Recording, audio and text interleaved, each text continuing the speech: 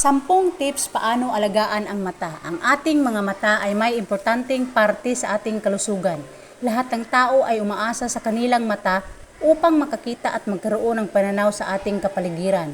Ngunit maraming uri ng mga sakit sa mata ay malaking banta na maaring mauwi sa panlalabo o pagkabulag ng mga mata.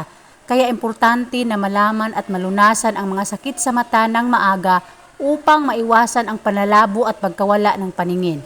Ang video na ito ay gabay at payo kung papaano natin maalagaan ng mahusay ang ating mga mata upang maiwasan ang mga komplikasyon sa mata na maaring mauwi sa pagkabulag. So narito ang mga 10 tips kung paano alagaan ang mata. Number 1, kumain ng malusog at balancing diet. Ang iyong araw-araw na kinakain o diet ay dapat mayroong kombinasyon ng prutas at gulay, lalo na yung mga matingkad na dilaw, maberde at madahon na gulay. Ang pagkain din ng mga isda na mataas sa omega-3 fatty acids gaya ng salmon, tuna at halibut ay makakatulong sa kalusugan ng mata.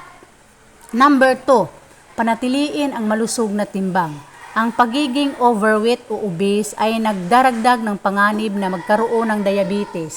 Ang pagkakaroon ng diabetes ay naglalagay ng mas mataas na panganib magkaroon ng diabetic retinopathy o kaya naman ay glaucoma. Ang dalawang ito ay parehong mga sakit sa mata. Number 3, mag-ehersisyo ng regular. Ang ehersisyo ay tumutulong upang maiwasan at kontrolin ang diabetes, high blood pressure at mataas na kolesterol. Ang mga sakit na ito ay maaring mauwi sa mga sakit at komplikasyon sa mata. Kaya ang regular na ehersisyo ay nakakatulong upang mapababa ang panganib ng pagkakaroon ng mga eye diseases. Sunod, gumamit ng sunglass. Ang exposure sa araw ay maaring makasira sa mga mata at itinataas ang panganib na magkaroon ng katarata at age-related macular degeneration. Protektahan mo ang iyong mga mata sa pamamagitan ng pagsuot ng mga sunglasses na humaharang sa 99 to 100% ng parehong UVA at UVB radiation. Sunod, magsuot ng proteksyon sa mata.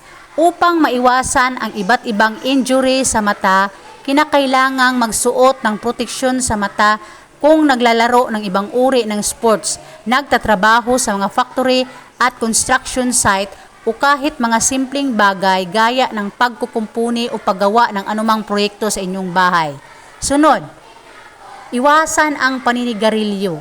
Ang paninigarilyo ay nagdaragdag ng panganib na magkaroon ng age-related macular degeneration diseases gaya ng macular degeneration at katarata na sumisira sa optic nerves ng mga mata.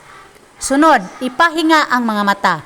Ang paggugol ng mahabang oras sa harap ng computer o anumang gadget at device, minsan tayo ay nakakalimot kumurap at ang mga mata ay napapagod. Para mabawasan ang eye strain o pagkapagod ng mata, gawin ang 20-20-20 rule.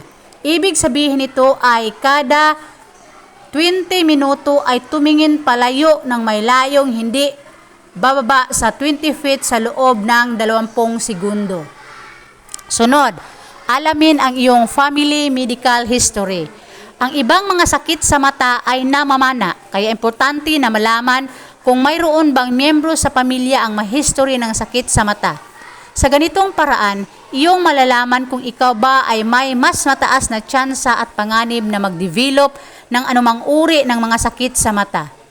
Sunod, alagaang mabuti ang iyong contact lens. Upang maiwasan ang eye infection, hugasang mabuti ang kamay bago tanggalin o ilagay ang contact lens sa mata kung ikaw ay gumagamit nito. Sundin ang instruction kung papaano ito tamang linisin at palitan kung kinakailangan. Sunod, alamin ang iyong iba pang panganib.